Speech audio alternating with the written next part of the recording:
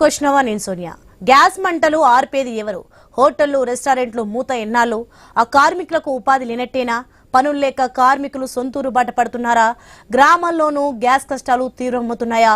మళ్లీ పాత రోజుల్లోకి గ్రామీణులు వెళ్తున్నారా? కట్టెల పొయ్యిలను వెలిగిస్తున్నారా? వంట చెరుకు కోసం అడవి బాట పడుతున్నారా? గ్యాస్ బుకింగ్ గందరగోళంగా మారిందా? కంపెనీలు కాల్ సెంటర్లను మూసివేశాయా? కస్టమర్ల నుంచి బుకింగ్స్ ను తీసుకోవడం లేదా? డెలివరీలపైనే ఆధారపడ్డ గిగ్ వర్కర్ల పరిస్థితి ఏంటి? పనులు లేక గిగ్ వర్కర్లు రోడ్డున పడుతున్నారా?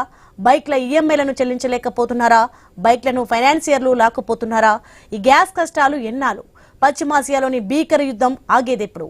ఇలాంటి ప్రశ్నలు ప్రతి ఒక్కరి నోట నుంచి వస్తున్నాయి. కానీ ఎక్కడా వాటికి సమాధానం దొరకని పరిస్థితి నెలకొంది. ఇక జిల్లాలో పరిస్థితులను వివరించేందుకు ఐ న్యూస్ రిపోర్టర్లు రెడీగా ఉన్నారు. వారి నుంచి మరింత సమాచారం తెలుసుకుందాం. రైట్, ఆ డీటెయిల్స్ మనకి మరింత సమాచారం న్యూస్ నుంచి లైవ్ లో సిద్ధంగా ఉన్నారు. సుధా ఉన్నారు మనకు అందించడానికి. సుధా, మనం చూసిన మొత్తానికి పశ్చిమాసియాలోని భీకర యుద్ధంతో అయితే గ్యాస్ కష్టాలు ఏ విధంగా ఉన్నాయో అర్థమవుతుంది.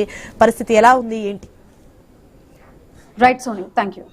సో మనం చూసుకోవచ్చు, పశ్చిమాసియాలో యుద్ధం రోజు రోజుకి తీవ్రతరం అవుతూనే ఉంది. ఆ ఎఫెక్ట్ మన భారత్ మీద కూడా పడింది. ఇటు ఎల్పిజి గ్యాస్ సిలిండర్ల షార్టేజ్ ఉందని ఇటు ప్రజలైతే గ్యాస్ ఏజెన్సీల దగ్గర బారులు తీరుతున్న సిచ్యువేషన్ ఉంది. అయితే ఇటు కేంద్ర ప్రభుత్వాలు రాష్ట్ర ప్రభుత్వాలు కూడా రెండు మన దగ్గర ఎల్పిజి షార్టేజ్ ఏం లేదు, సరిపడా ఉంది, ముందస్తుగానే మన దగ్గర కావాల్సినంత స్టాక్ ఉంది, ఎవరు ఎటువంటి ఆందోళనలు చెందక్కర్లేదని చెబుతున్నప్పటికీ కూడా ప్రజలు పానిక్ బుకింగ్స్ అయితే ఎక్కువ అవుతున్న సిచ్యువేషన్ ఉంది. ఎక్కడ షార్టేజ్ అవుతాయో రాబోయే కాలంలో ఇటు యుద్ధం క్లోజ్ అవ్వట్లేదు, యుద్ధం కనుక ఇంకా కంటిన్యూ అయితే ఎక్కడ ఎల్పిజి గ్యాస్ కి సంబంధించి షార్టేజ్ అవుతుందో, సో దాని వల్ల ఇంకా ఇబ్బందులు పడకుండా ముందు జాగ్రత్తగా కూడా చాలా మంది గ్యాస్ బుకింగ్స్ చేసుకుంటున్నారు. దీనివల్ల రోజుకి అవ్వాల్సిన దానికన్నా డబుల్ లో కూడా గ్యాస్ బుకింగ్స్ ఒకేసారి ఎక్కువ అవ్వడం, సో అందువల్ల గ్యాస్ ఏజెన్సీలు కూడా కొంచెం డిలేగా వాటిని డెలివర్ చేస్తున్న సిచ్యువేషన్ కూడా కనిపిస్తుందని గ్యాస్ ఏజెన్సీ వాళ్ళు చెప్తున్నారు. అయినప్పటికీ చాలా మందికి కూడా గ్యాస్ బండ బుక్ చేసుకున్న తర్వాత కూడా గవర్నమెంట్ చెప్పిన దాని ప్రకారం 21 రోజుల నుంచి 25 రోజుల వరకు గ్యాస్ బుక్ చేసుకున్నా సరే టైం పడుతుందని చెప్పింది. కానీ ఇప్పటికీ బుక్ చేసుకున్న వాళ్ళు చాలా మంది కూడా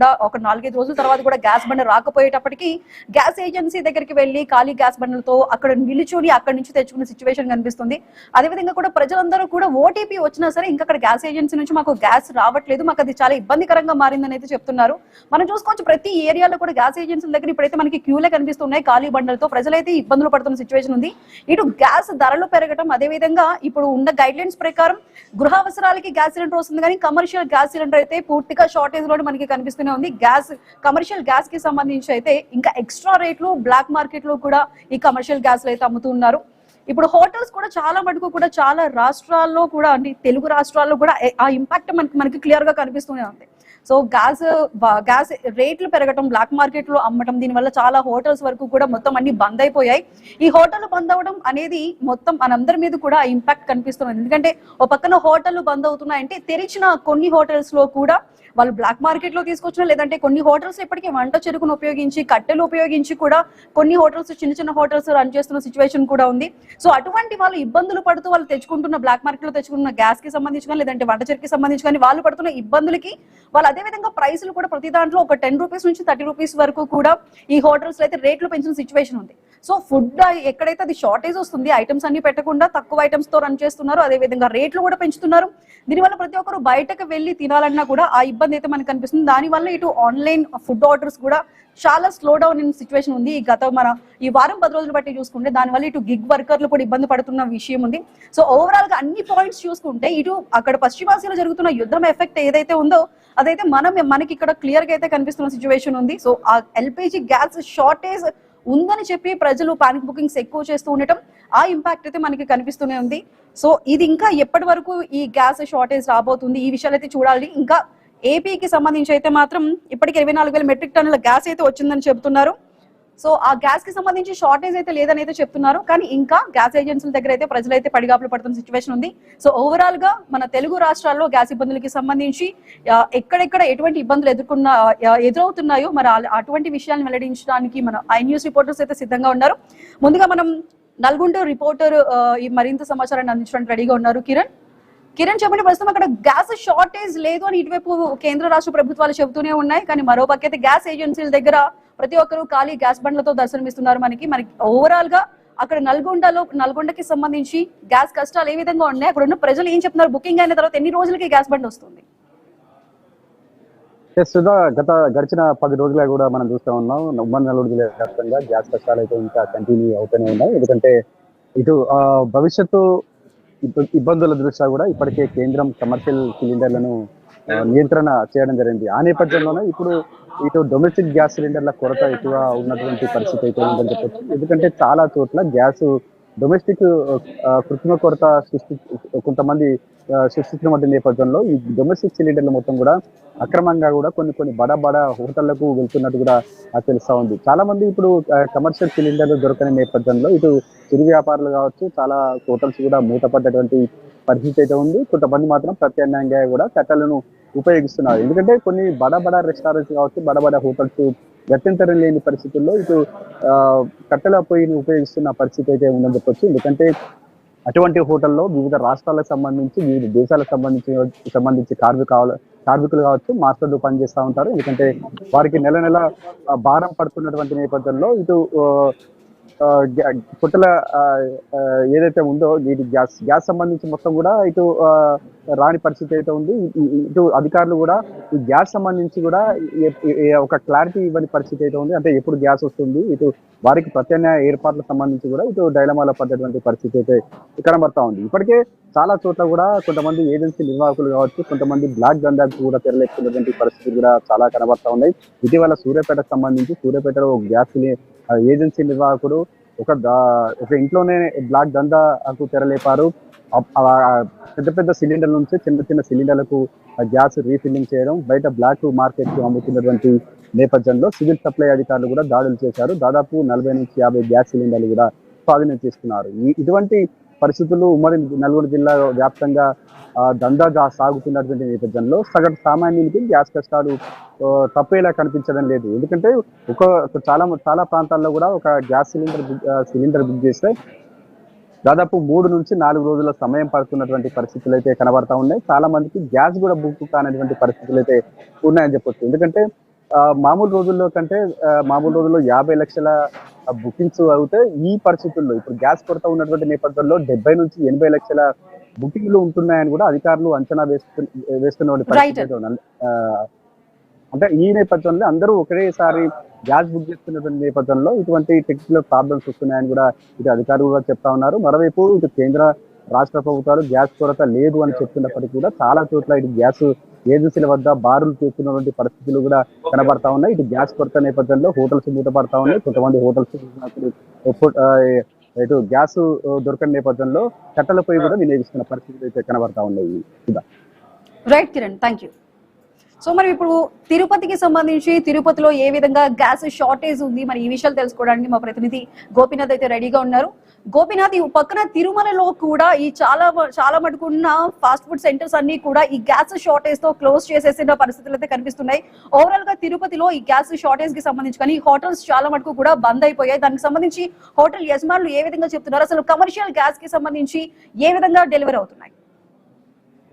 సుధా, మొత్తం మీద అంటే తిరుపతి తిరుమలలో గ్యాస్ కొరత అనేది సంక్షోభం ఇంకా కూడా కొనసాగుతుంది. గత 15 రోజుల నుంచి కూడా తిరుపతిలో చాలా రకాలుగా ఈ కమర్షియల్ గ్యాస్ అనేది చాలా రకాలుగా చిన్న హోటల్ కి సంబంధించి కావచ్చు, అదేవిధంగానే పై స్థాయి హోటల్స్ వరకు కూడా చాలా రకాలుగా ఇబ్బందులు పడుతున్నారు. అంటే ఒక్కొక్క హోటల్ కి సంబంధించి 10 నుంచి 15 ఏదైతే హోటల్ అంటే కమర్షియల్ గ్యాస్ అవసరం ఉంటే కేవలం 1-2 గ్యాస్ సిలిండర్లు మాత్రం దొరుకుతున్నాయంటూ కూడా తీవ్రంగా ఆవేదన వ్యక్తం చేస్తున్నారు. కాబట్టి కొన్ని చోట్ల అయితే అంటే కట్టెల పొయ్యిలతోనే కొంతమంది అంటే కిచెన్ లోనే ప్రత్యేకంగా హోటల్స్ వారు ఏర్పాటు చేసుకుని ఫుడ్ మెనూని అంతా కూడా చాలా రకాలుగా తగ్గించడం జరిగింది. ఈ రకంగా చాలా రకాలుగా ఇబ్బందులు పడుతున్నారని మనం చెప్పుకోవచ్చు. మరోవైపు తిరుమలకు సంబంధించి కూడా గత 2-3 రోజుల నుంచి కూడా జరుగుతున్న పరిణామాలు చూస్తే అక్కడ ఉన్నటువంటి చిన్న హోటల్స్, అదేవిధంగా కొన్ని ఫాస్ట్ ఫుడ్ సెంటర్స్ కి గ్యాస్ సప్లై సక్రమంగా జరగక చాలా రకాలుగా ఇబ్బందులు పడుతున్నారు. టీటీడీకి సంబంధించి ఇప్పటికే కూడా ప్రత్యామ్నాయ ఏర్పాట్లు చేసుకోవడం జరిగింది. అంటే ఒక అన్నదాన కేంద్రం ద్వారానే వచ్చేటువంటి లక్షలాది మంది భక్తులకి ఎక్కడ కూడా అంటే ఫుడ్ ఫెసిలిటీ అనేది ఉండదు. చిన్న ఫాస్ట్ ఫుడ్ సెంటర్స్, హోటల్స్ ఇవన్నీ కూడా రన్ అవుతూ ఉంటాయి. అయితే ఆ సందర్భంగా మాత్రం చాలా రకాలుగా ఇబ్బందులు పడుతూ ఉంటారు. వాళ్ళకి గ్యాస్ సక్రమంగా సప్లై కాని కారణంగా చాలా రకాలుగా ఇబ్బందులు పడుతున్నారు. అంటే ఆల్రెడీ కొన్ని ఏజెన్సీలకు సంబంధించి తిరుమలకు వస్తున్న సందర్భంలో గ్యాస్ ఏజెన్సీలకు సంబంధించి ఆ వాహనాలు కూడా అడ్డుకుని అంటే నిరసన వ్యక్తం చేస్తున్నారు. అంటే ఎందుకంటే టీటీడీకి సంబంధించి కూడా అంటే గ్యాస్ కి సంబంధించి అంటే హోటల్స్ అన్ని కూడా టెండర్ల ద్వారా డబ్బులు కట్టాల్సిన అవసరం ఉంటుంది ప్రతి నెల కూడా. అయితే అలాంటిది మేము వ్యాపారాలు చేసుకుంటేనే కదా మేము ఈ రకంగా టీటీడీ కూడా మేము డబ్బులు కడతామంటూ కూడా వాళ్ళు తీవ్ర ఆవేదన వ్యక్తం చేస్తున్నారు. తిరుపతి జిల్లాలో దాదాపుగా చిన్న హోటల్స్ నుంచి పెద్ద హోటల్స్ వరకు దాదాపుగా 3,000 పైగా హోటల్స్ ఉంటే చాలా హోటల్స్ అన్ని కూడా ఇప్పటికే కూడా మూతపడడం జరిగింది. ఆ రకంగా ఇబ్బందులు కొనసాగుతున్న నేపథ్యంలో దీన్ని పూర్తి స్థాయిలో కూడా చర్యలు తీసుకోవాలంటూ కూడా ఇప్పటికే కూడా హోటల్ యాజమానాలు కావచ్చు వీళ్ళందరూ కూడా చెప్తున్నారు. ఇదే కాకుండా నిత్యావసరాల ధరలు కూడా రోజు రోజుకు కూడా పెరుగుతున్నాయి.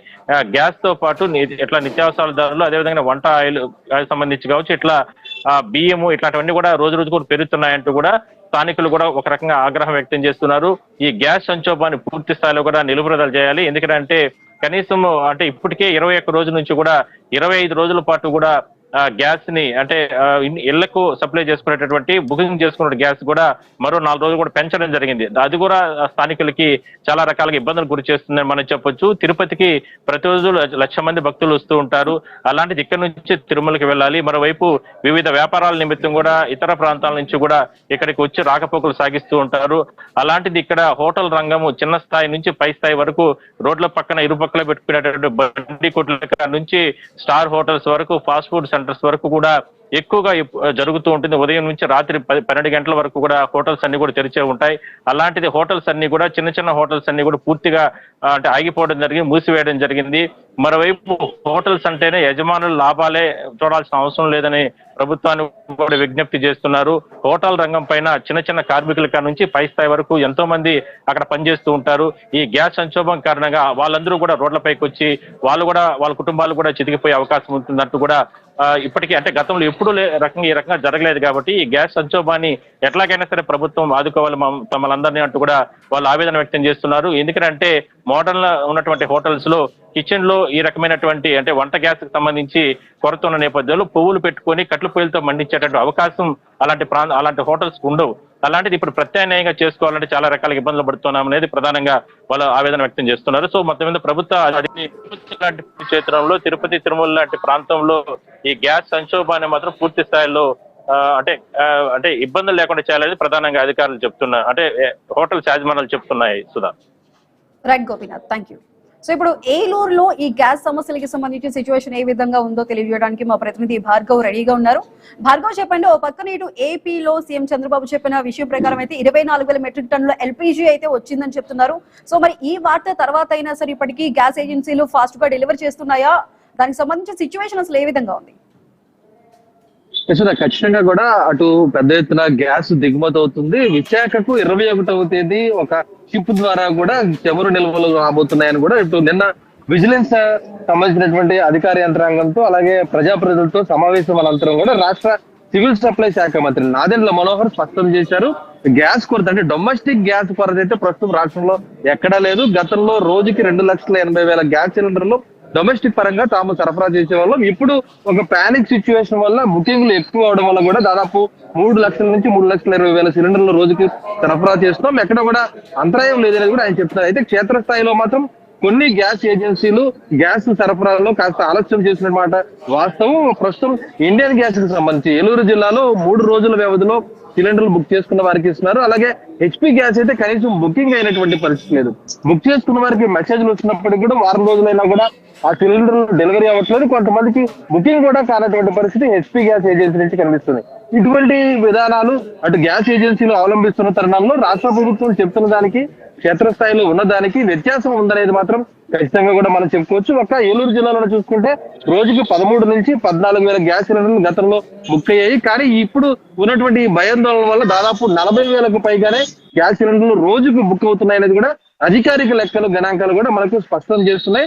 అయితే ప్రజలు పెద్ద ఎత్తున బుక్ చేసుకోవడం ఉన్న గ్యాస్ వారికి ఇచ్చేందుకు సరఫరా చేయడం వల్ల ఈ అంతరాయం ఏర్పడుతుంది అనేది గ్యాస్ ఏజెన్సీలు చెప్తున్నటువంటి మాటలు కూడా కనిపిస్తున్నాయి. ఏదేమైనప్పటికీ డొమెస్టిక్ గ్యాస్ కి సంబంధించి ఈ విధంగా ఉంటే కమర్షియల్ గ్యాస్ సిలిండర్ల ప్రభావం అయితే తీవ్రంగా కొరత వేధిస్తోంది. ప్రధానంగా హోటళ్లు దాదాపు ఈ జిల్లాలోనే దాదాపు 3,000 హోటళ్లు ఉంటే అందులో 1,000కు పైగా హోటళ్లు, చిన్న చితక కర్రీ పాయింట్లు, రెస్టారెంట్లు కూడా మూతపడిపోయాయి.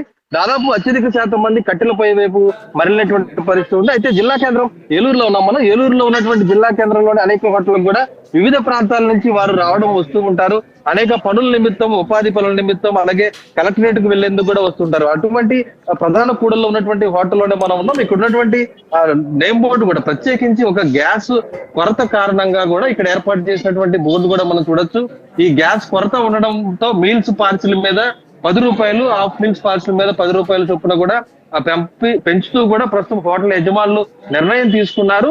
పార్సిల్ చేయాలంటే 120 రూపాయలు ఉండేటువంటి ఒక భోజనం 130 రూపాయలు చేసి ఈ రోజు విక్రయిస్తున్నటువంటి పరిస్థితి ఉంది. ఈ ప్రభావం గ్యాస్ కొరత వల్ల ఏర్పడిందని కూడా హోటల్ యజమానులు కూడా మనకు స్పష్టం చేయడం జరిగింది. అయితే గ్యాస్ దొరకని వారు కట్టెల పైల మీద వండుతున్నప్పటికీ కూడా కట్టెల పుల్లలు కూడా టన్ను 4,000 రూపాయలు ఉన్నటువంటి కట్టె పుల్లలు ప్రస్తుతం మార్కెట్ లో 7,000 నుంచి 8,000 రూపాయలు, అంటే రెట్టింపు రేటుకు కట్టె పుల్లలు కూడా విక్రయిస్తుండడంతో అవి కొనాలన్నా కూడా తమ మీద భారం పడుతుంది. కాబట్టి ఈ భోజనాల రేట్లు కూడా పెంచామనేది కూడా, మీల్స్ రేట్లు, టిఫిన్స్ రేట్లు కూడా పెంచడం జరిగింది అనేది కూడా హోటల్ యజమానులు చెప్తున్నారు. వీటితో పాటు అత్యధిక హోటల్లో మూతపడడంతో ప్రస్తుతం డెలివరీ బాయ్స్, ప్రధానంగా స్విగ్గీ, జొమాటో వంటి ఇతర ఈ-కార్ట్ కంపెనీలు ఎవరైతే డెలివరీ బాయ్స్ ఉంటారో వారందరూ కూడా ఈ రోజు ఆ ఉపాధి కోల్పోతూ రోడ్డున పడుతున్న పరిస్థితి కూడా ఉంది. వారు ఈఎంఐలు కట్టలేక బైకులు ఫైనాన్స్ కంపెనీలు కూడా వారిని వేధిస్తున్నటువంటి పరిస్థితులు ఉన్నాయని పలువురు డెలివరీ బాయ్స్ కూడా తమ ఆవేదన వ్యక్తం చేస్తున్న పరిస్థితి కూడా ఉంది. కమర్షియల్ సిలిండర్లో కొరత అనేది ఇంకా కొంతకాలం కొనసాగేటువంటి పరిస్థితి ఉంది.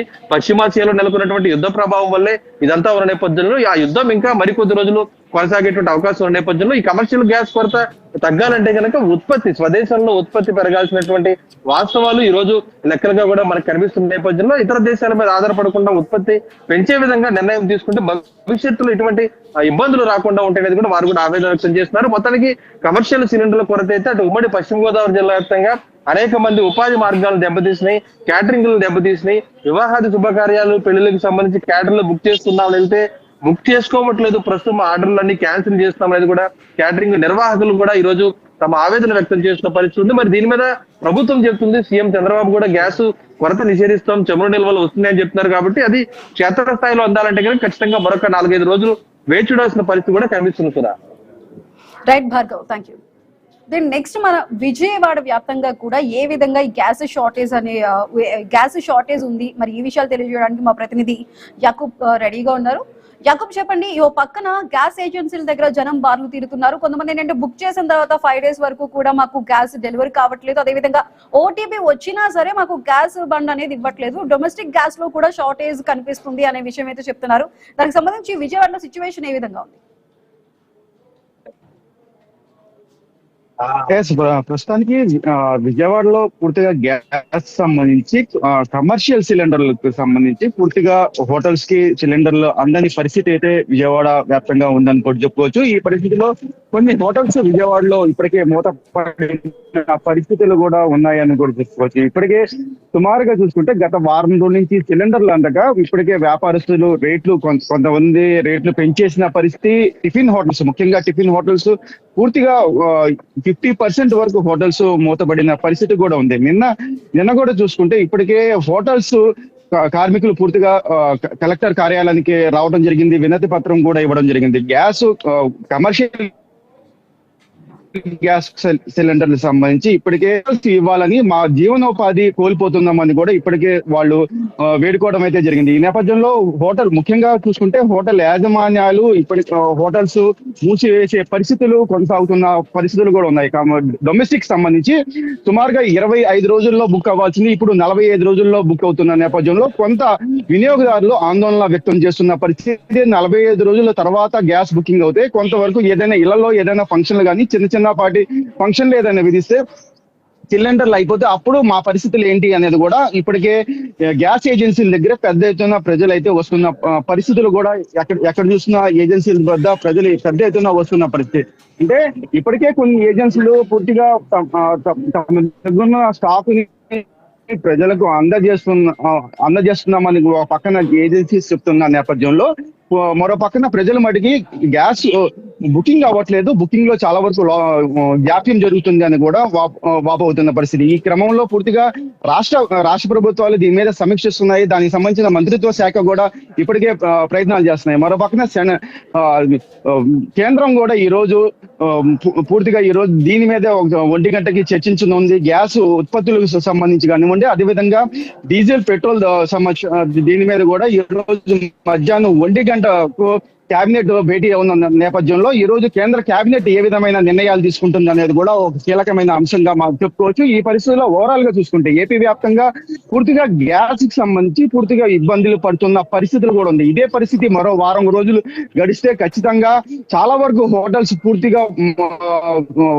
బంద్ అవుతున్న పరిస్థితి కూడా ఉందని కూడా చెప్పుకోవచ్చు. మరో పక్కన ఇప్పటికే ఆ కార్మికులు తమ ఇళ్లకి వెళ్లేందుకు కూడా సన్నిద్ధం అవుతున్నారు. ఎందుకంటే హోటల్స్ లో పని లేక, అక్కడ పనులు లేక, అక్కడి నుండి ఏం చేయాలో తెలియక అక్కడి నుంచి పూర్తిగా కొంతమంది అయితే తమ గమ్యస్థానాలకి, తమ ఊళ్ళకి చాలా పల్లెటూరు నుంచి సిటీస్ కి వచ్చి అక్కడ హోటల్స్ లో పనిచేస్తూ ఉంటారు. వాళ్ళు కూడా ఇప్పుడు తమ గ్రామాలకి వెళ్లే పరిస్థితి ఉంది. మరో పక్కన కొంతవరకు ఈ వుడ్ తో అంటే కర్రలతో వంట చేసే వాళ్ళు కర్ర రేటు కూడా పెంచడంతో కూడా కొంత ఇబ్బంది పడుతున్న పరిస్థితి. చాలా కొన్ని చోట్ల మాత్రమే